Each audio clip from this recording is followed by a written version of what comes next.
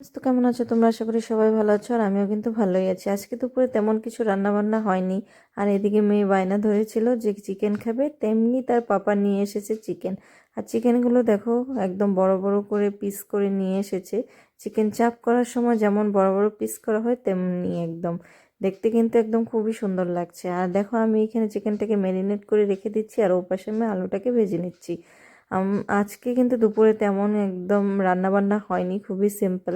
আর আমাদের বাড়িতে রান্না বান্না যদি ভালো না হয় না, খাওয়া কিন্তু মুখেই তুলতে চায় না। তো তোমাদের কার কার বাড়িতে এমন, মানে রান্না বান্না কিন্তু ভালো হতে হবে, হ্যাঁ। আর যাই করো না কেন, রান্না বান্না একদম জমিয়ে রসিয়ে কষিয়ে বানাতে হবে। সে তোমার কোনো দিন যদি হঠাৎ খারাপ হয়ে যায় না রান্না, তাহলে কিন্তু সেদিন আর হবে হলো বলি আর।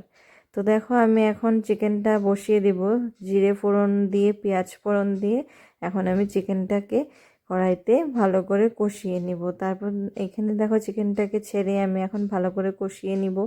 আর তোমাদের আজকে দুপুরে কে কি রান্না করেছিলে সেটাও কিন্তু আমাকে কমেন্ট বক্সে জানিও, আর রাতের ডিনারে তোমরা কি করছো সেটাও কিন্তু জানিও। সবারই বাড়িতে প্রায় আমাদের মতনই জানি, রান্নাবান্না ভালো না হলে খেতে চায় না।